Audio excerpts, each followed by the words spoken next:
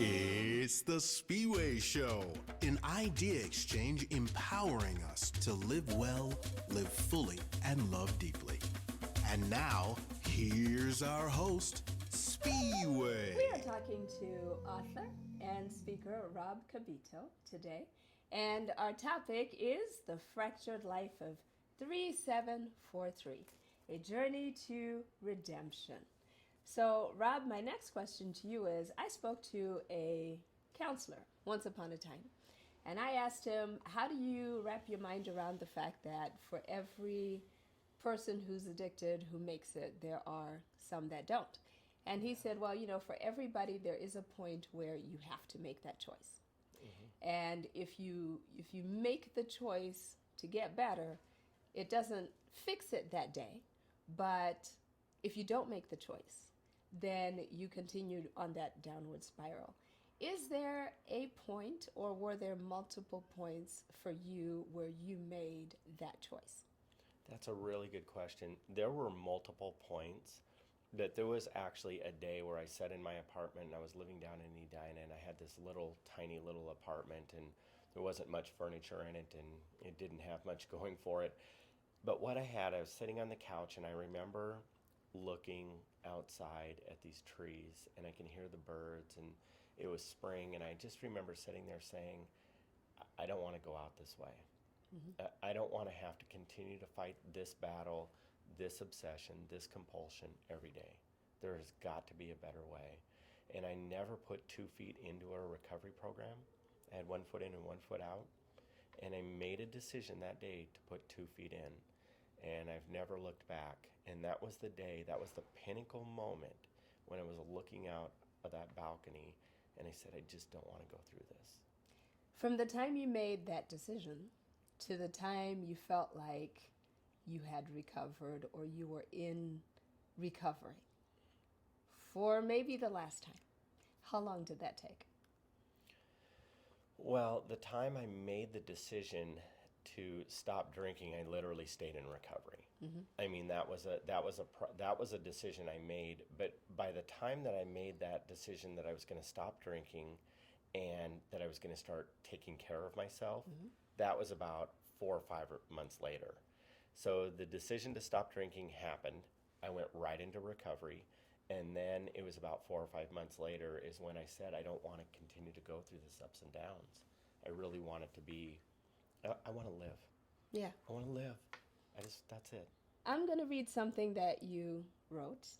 At one point when you talked about being clean, you said, without the medication of booze, crack, or pills, I was dying inside. Life was too real. And I read that and I thought, and this is someone who cannot relate to what you were going through.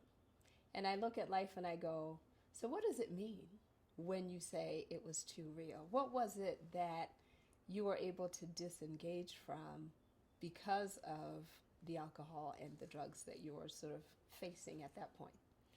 Well, I learned at an early age that booze and alcohol, that drugs and alcohol could mask my feelings. Mm-hmm. I knew they can medicate me. And I knew that every time that I would have any level of anxiety, if I took a drink, that it would come down 3 or 4 notches. I knew that if I got in a lot of fear, if I had a little bit of marijuana, it would calm me down. And so they worked.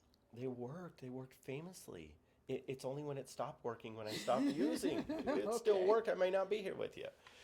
But it was really that moment that I had a situation that came up with going through a divorce. And I was in the middle of that divorce, and I really didn't want to get divorced. Yeah. I really didn't want to lose my home and the car and the little life that we built. Mm-hmm. And I could feel it all. I could feel everything in my heart and in my stomach. And it was like, how do you medicate this? Yeah. And then luckily I met somebody that said, well, you don't have to. That was a novel idea to me. I'm sorry, maybe everybody knew that, and I was the guy that was left out of the secret. That was a novel idea. I don't have to drink. I don't have to use booze. The feelings will come and they'll go and I'll be okay. That was novel. Really? Beyond what I ever thought. Okay, but there was a lot of pain, though. You talk throughout this book about the loneliness, Yeah. and you talk about the vibrations. And I thought that was so fascinating. Tell us a little bit about the vibrations. Well, to address the loneliness, there was a lot of pain, and there was no way to address that all at one time. Mm-hmm. It was like layers of an onion. Every time I would discover something about me and I was willing to look at it, it was like compartments. I would open it up and then I'd do work on it, and then another one, and another, and another. So if I was to face it all at one time, I would tell you now, I wouldn't have done it. Yeah. Too much. Well, that's what you were running away from. Yeah, it was too much. It was too much pain, too much everything. But the vibration had always been something that had been inside of me since I was a child.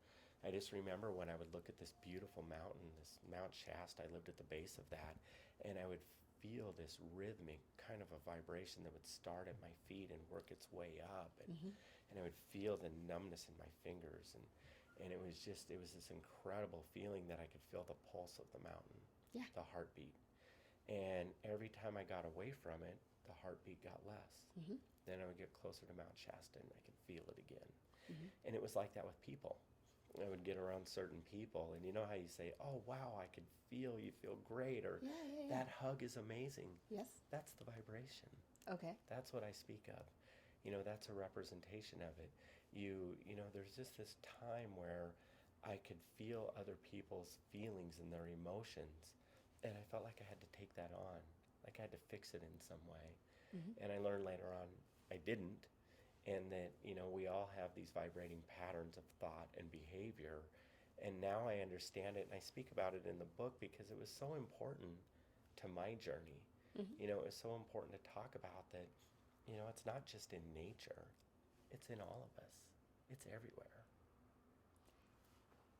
The nature of the vibrations changed, though, over the course of your life, it sounded like, because at the beginning, I got the impression that part of what you were trying to run away from was the negativity of those vibrations that you were experiencing at the time.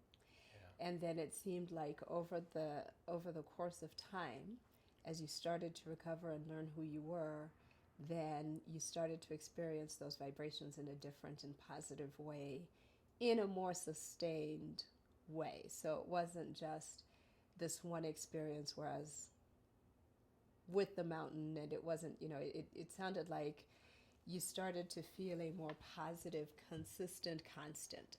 So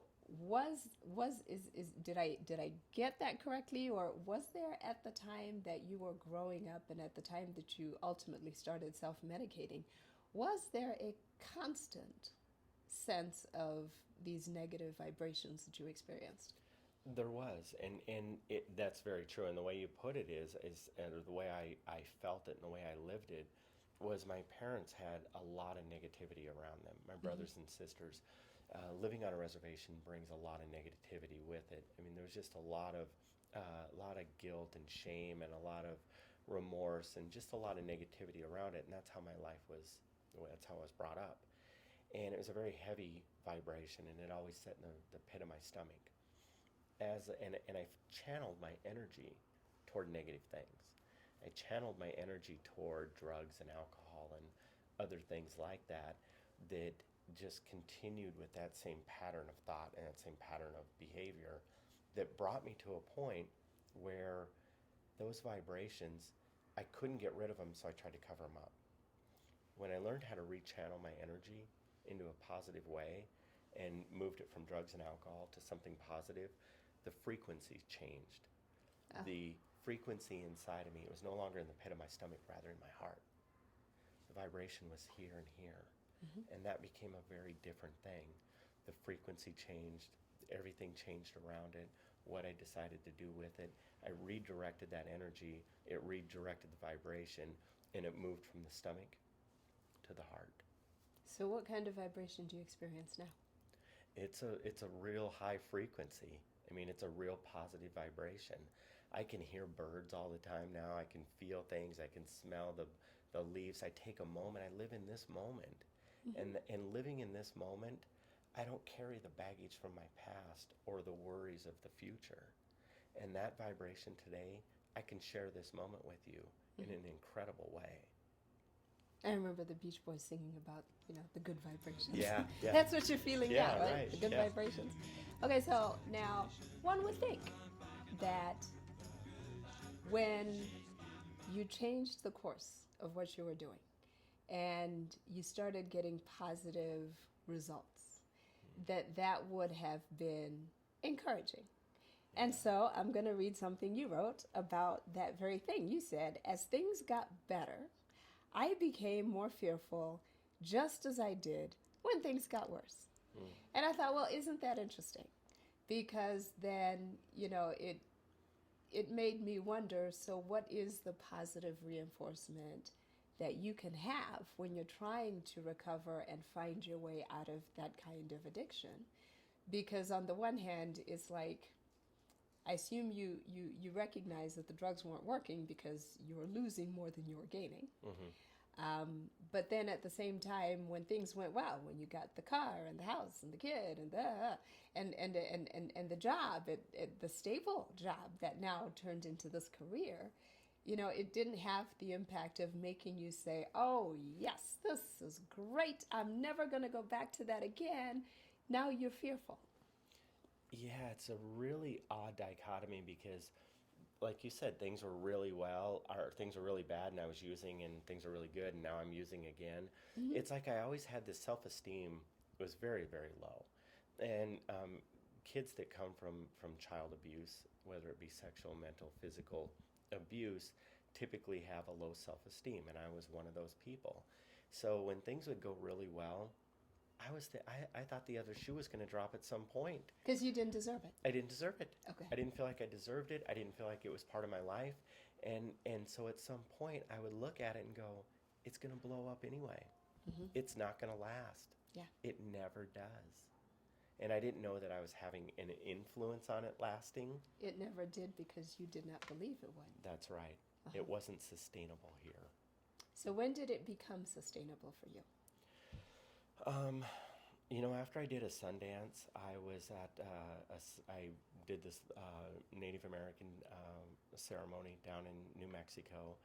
And when I walked away from that, the preparation was a year leading up to it. So it was pretty intense.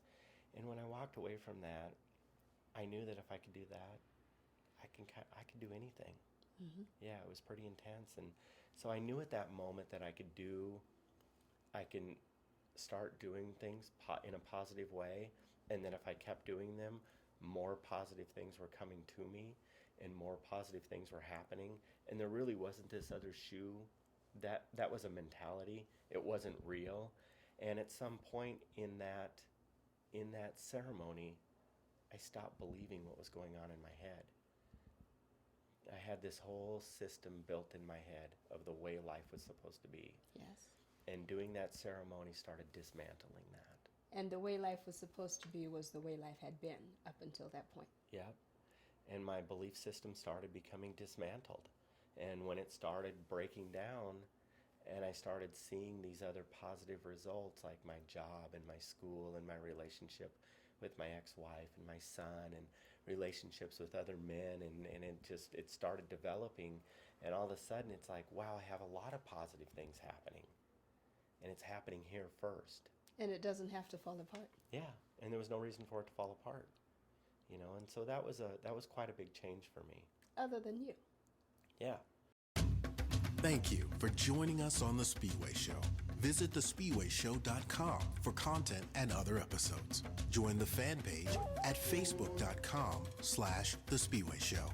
And follow Spiwe on Twitter at the handle The Spiwe Show. Until next week, live well, live fully, and love deeply.